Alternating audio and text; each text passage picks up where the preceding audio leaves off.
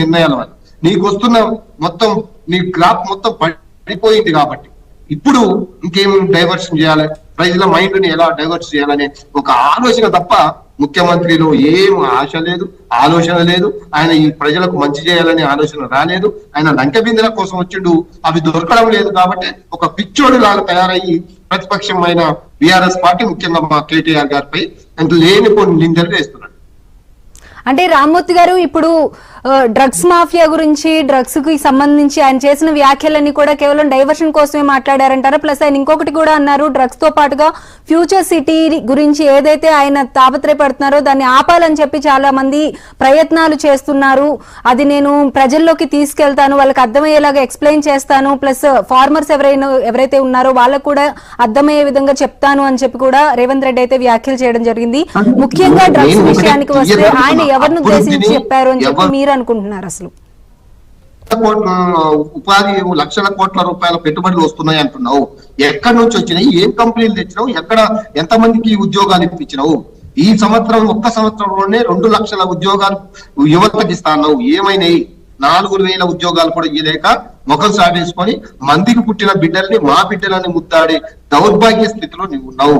నువ్వు ఏడ అభివృద్ధి చేస్తానంటే మేము వచ్చి అడ్డుకున్నాము, మేమేమైనా అడ్డుకున్నామా?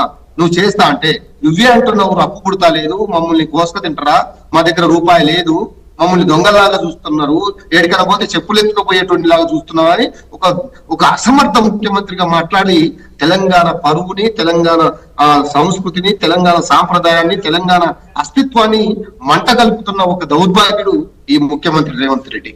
కాబట్టి ముఖ్యంగా ముందుగా ఈ ముఖ్యమంత్రిపై చర్యలు తీసుకోవాలి. ఆ కాంగ్రెస్ పార్టీలో మరి ఆ పెద్దలు ఏం చేస్తున్నారో నాకు అర్థం కావడం లేదు. ఈయన బీజేపీ కొవ్వొత్తుడు ఆయన అని 100 సార్లు చెప్తున్నాం. ఎందుకంటే ఆయన చేస్తున్న చేష్టలు ఇది మోడీకి ఒత్తాసు పలకడానికే పనికి వస్తున్నాడు. కాబట్టి రాహుల్ గాంధీకి ప్రధానమంత్రి చేస్తాము అనే ఆలోచనలో వీళ్ళకు లేదు, ఈయన చెయ్యడు, ఈయన పని అయిపోయింది. ఈయన బీజేపీకి కొవ్వొత్తుగా పనిచేస్తున్నాడు. కాబట్టి ఈయన వెంటనే తప్పిస్తున్నాడంటే మీ పార్టీ కనీసం బతికుంటది అనేది ఈ సందర్భంగా చెప్పాము. కాబట్టి ఒక్కటైనా చెప్పండి, ఎక్కడ మీరు అభివృద్ధి చేస్తారంటే మేము అడ్డుకున్నాం. మీరు కేసీఆర్ గారు 15,000 ఎకరాలని ఒక మంచిగా మన ఏదైతే మెడికల్ ఒక యూనివర్సిటీ లాగా మెడికల్ హబ్ లాగా తయారు చేసి ఫార్మాసిటీని పెడితే దాన్ని రద్దు చేసి నీ బామ్మర్ది కోసం, నీ అల్లుళ్ళ కోసం నువ్వు తయారు చేస్తున్నావు. అటు లగచర్ల కానీ, ఇటు కొత్త భూముల్ని కొనడం కానీ నువ్వే కదా, ఒక మాఫియాని తిప్పుతున్నది నువ్వే కదా. కాబట్టి దాన్ని బయట పెడుతున్నావు కాబట్టి మా మీద కేసులు. నువ్వు ఏది సరిగ్గా చేయడం లేదు కాబట్టి ఒక్క వర్గం కూడా నీ మీద హ్యాపీగా లేరు. కాబట్టి ఆ డైవర్షన్ పాలిటిక్స్ చేస్తే అదంతా బీఆర్ఎస్ పార్టీ మీద పోవాలని ఒక దుర్మార్గమైన కుట్ర. ఈ కుట్రకు తానే అంటే తందానే అంటున్నారు బీజేపీ వాళ్ళు. కాబట్టి బీఆర్ఎస్ పార్టీ నిలదీస్తూనే ఉంటది. నువ్వు ఇచ్చిన 420 హామీలు నెరవేర్చేదాకా, 6 గ్యారెంటీలు నెరవేర్చేదాకా వెంటాడతాం, వేటాడతాం, నీ బండారం ప్రజల ముందే నిలబెడతామని ఈ సందర్భంగా తెలియజేస్తాం. ఓకే, అయితే రామ్మూర్తి గారు మీరు కంపల్సరీ దీని గురించి క్వశ్చన్ చేస్తాము. రేవంత్ రెడ్డి ఎలా అయితే పరిపాలిస్తున్నారో దానికి సంబంధించి ప్రతి విషయంలోనూ ఏమైనా అక్రమాలు జరిగినా సరే క్వశ్చన్ చేస్తామైతే చెప్తున్నారు. కానీ ఆయన పర్టికులర్ గా నిన్న జరిగిన సభలో కేవలం డ్రగ్స్ గురించే మాట్లాడడం అనేది అదొక్కటే డైవర్షన్ కోసం తీసుకున్నారు అని అనుకుంటున్నారా? ఒక్క పాయింట్ ని పర్టికులర్ గా ఇప్పుడు ఒకటి అర్థం అవుతుంది. ఇప్పుడు ఈ దేశం మొత్తం, ఈ భారతదేశంలో ఎక్కడ కూడా 12,000 కోట్ల రూపాయల డ్రగ్స్ దొరకలేదు. దొరికిన ఏకైక రాష్ట్రం తెలంగాణ, ముఖ్యంగా హైదరాబాద్ శివార్లో. అది కూడా ఎవరు పట్టుకున్నారండి? మీరే పేపర్లలో ఉంచారు, మీరే టీవీలలో చూపెట్టారు. ఎవరు పట్టుకున్నారు? వేరే రాష్ట్ర పోలీసులు వచ్చి కొన్ని రోజులు ఇక్కడ ఉండి మతామేసి పట్టుకున్నారు. అప్పటిదాకా ఈయన నిద్రపోతున్నాడు, ఈయన ఇంటెలిజెన్స్ నిద్రపోతుంది, ఈయన పోలీసు వ్యవస్థ మా మీద కేసులు పెట్టడానికి పనిచేస్తున్నారు తప్ప నిజంగా ఇక్కడ మరి ఇంత చోద్యం జరుగుతుంటే, ఇంత మొత్తం డ్రగ్ మాఫియా దేశం రాష్ట్రాన్ని మొత్తం కుంగదీస్తుంటే, యువత విద్యార్థులు మొత్తం ఆ డ్రగ్ లో మునిగిపోతుంటే నీకు సిగ్గు శరం ఉండకుండా మళ్ళీ ఉల్టా ఎప్పుడు జరిగిన ఏదో చిన్న ఇంటి పంచాయతీని ముందుకు తీసుకొచ్చి అక్కడ డ్రగ్ దొరికింది, అక్కడ కేటీఆర్ వాళ్ళు ఉన్నారు, వాళ్ళ మనుషులు ఉన్నారు అని ఇది చెప్పడం అంటే ఏంటంటే మీకే అర్థం కావాలి, ప్రజలు వినే వాళ్ళకు కూడా అర్థం కావాలి, చూసే వాళ్ళకు కూడా తెలియాలి. ఇది ఇంత దౌర్భాగ్య పరిస్థితి ఏ ముఖ్యమంత్రి అయినా వ్యవహరిస్తాడా? జరిగింది నీ హయాంలో, దొరికింది 12,000 కోట్ల రూపాయల డ్రగ్స్ దొరికింది.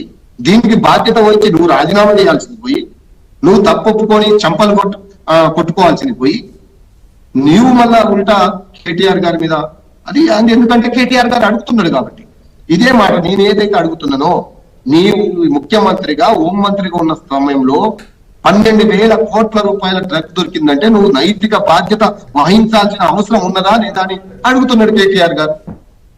అన్ని ప్రపంచ మీడియాలు, భారతదేశ మీడియాలు, ఇంగ్లీష్, హిందీ అన్ని ఛానళ్లలో చెప్తున్నాడు వాస్తవాలు. అది ఈయనకు కంటగిప్పుగా అయింది.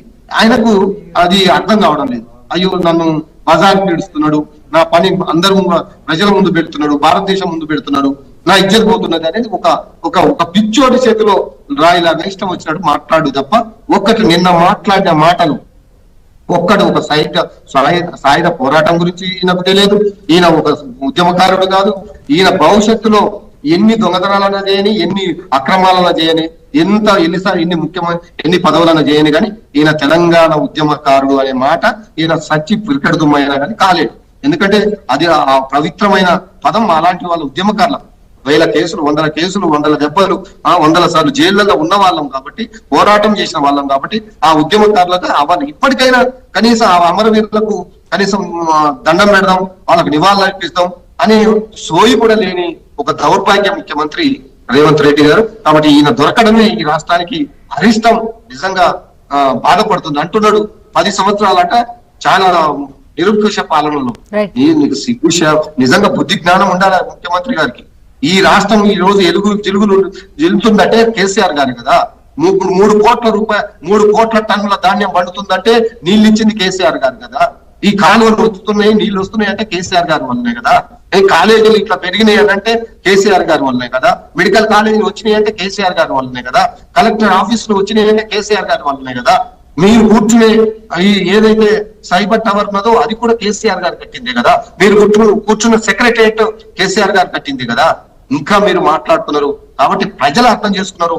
ప్రజలు తిరగబడే రోజు దగ్గరలో ఉన్నది, తిరగబడుతున్నారు, స్టార్ట్ అయింది. Okay, right. Thank you Rammurthy గారు. ఇది డిబేట్ కంటిన్యూ చేసే ముందు